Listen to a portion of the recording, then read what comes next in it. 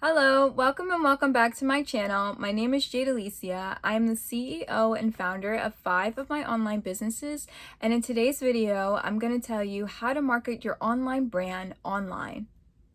So there is a bit of a science to learning how to market your brand online, being an online brand. It is not an easy thing to succeed in, but it is definitely something that it does take time. It does take going back over and trying something new, but it is something that you can achieve over time. It is not an immediate success. So just a disclaimer before you watch this full video, all these steps you have to do repeatedly and you have to do consistently over a period of time.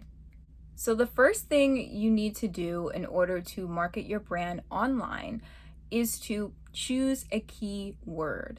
You want to target a keyword, preferably one that's not super saturated and one that is not very hard to rank for. And you want to make sure you are targeting this keyword on your website, most importantly, and also on your social media post. The reason you want to choose a keyword to help you market is because you want to link or associate your online brand with a word that most people are searching for, that you have a solution, a product, a service to help them solve their problem with. This is the groundwork that you need to first decide to set you up to build on top of this foundation. Everything is going to build on top of you choosing a keyword.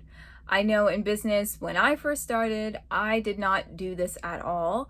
And pretty much my keyword ended up becoming over time my brand name. But at first it was so much harder to get traffic this way because no one has ever heard of you, and unless they come in direct contact with you, they are not going to know your business name. So you can do your business name as a secondary keyword, which I do recommend, as I tell you about these other things that you can do to market your business online. However, you want to choose a keyword to begin with that has nothing to do with the name of your business. It can be a category. So for instance, if you're in fashion, maybe your keyword is bold statement pieces or basic elevated pieces, or whatever your aesthetic is. However you can describe your business in maybe 2 to 3 words without using your business name in it, that is a keyword that you want to associate your brand with. And like I said, you want to make sure it is a word that is not too hard to rank for, but is also very searchable. People are looking and Googling this phrase of words or this set of words that you have selected to put together this item, this major category, whatever it is, on a regular monthly basis. And the reason is for that is so that it will draw traffic and you are going to be more likely to be found on Google through using this keyword that is highly searched. Google will then want to recommend you more. So we're going to go into some other steps next, but that is the first thing that you need to solidify to be able to market your brand online. Okay, so the second thing that you need to do to be able to market your brand online, your online brand, you need to post to social media regularly. And I know you've probably heard this a lot, but seriously, you do. And I'm going to tell you why. Once you start posting to social media regularly, this includes Instagram, YouTube, TikTok, Facebook, and even some people post on X. I do not post on X. However, you can do without it and still be able to accomplish what I'm going to share with you.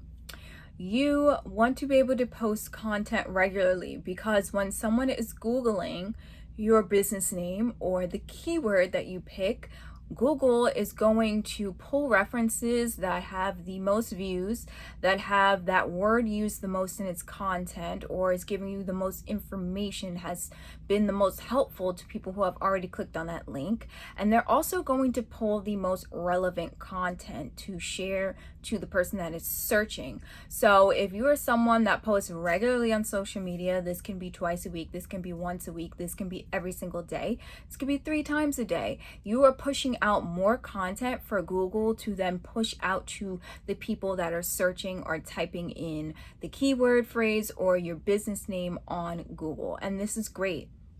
This gives you more chances for your links to be clicked on when Google is then recommending anything that is associated with the words that the searcher is typing in.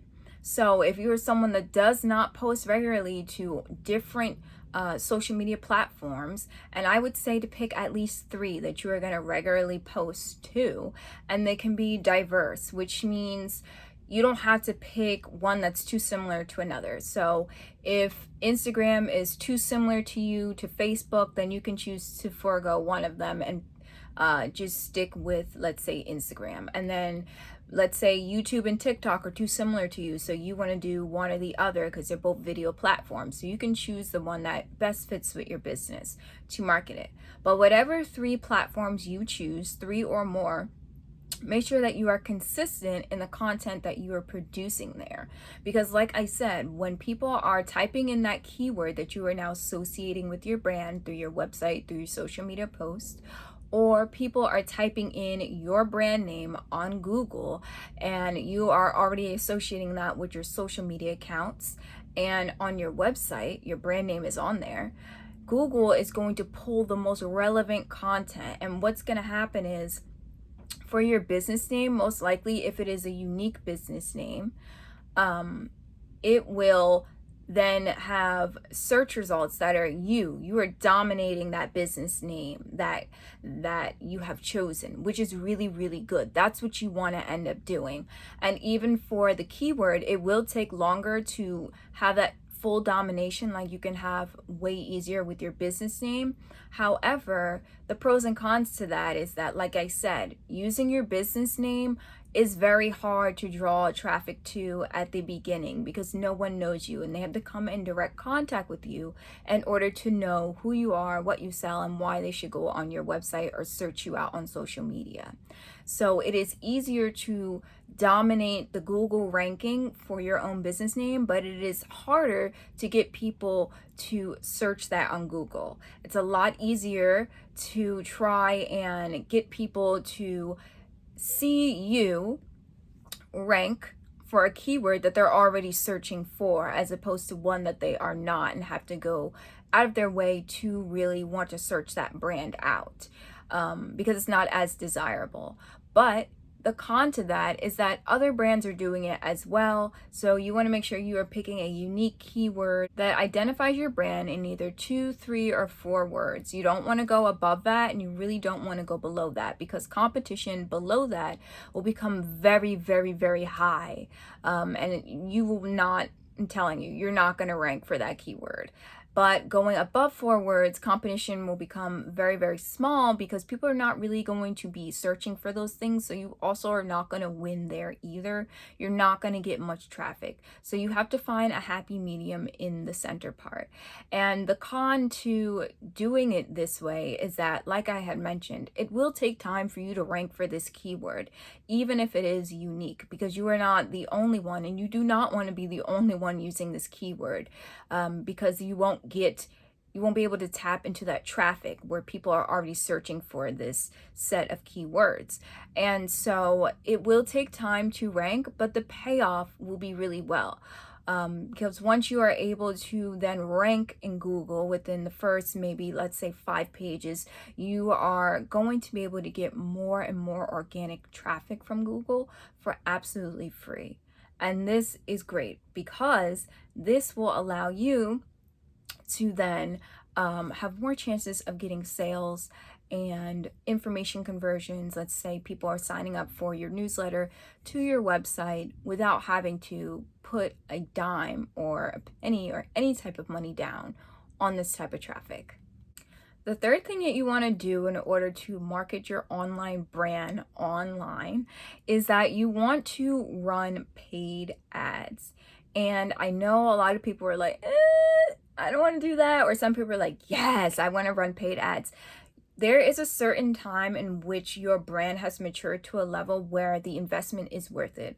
I do not recommend running paid ads when you are first launching your business, because you really want to get people to organically discover you and authentically follow you, and not just pay for ads. Also, if you pay for ads and you're a new brand and you have no followers, they're not likely to then run your ad as much, because they're going to think it's sort of like a spam account or fake account, and you don't want to flag your account like that. So I would say if you don't have at least 100 followers to begin with, don't run paid ads until you can organically build up that audience.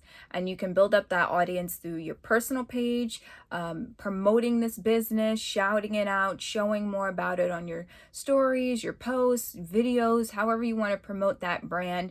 That is how you can then build up your brand's page, through your personal page. Or if you have another brand, you can definitely do some collaborations with that and sort of push that audience or persuade that audience to go check out this other brand that you have. Now, once you have at least 100 followers on whatever social media platform it is that you are choosing, remember you have to choose at least 3 to post regularly to.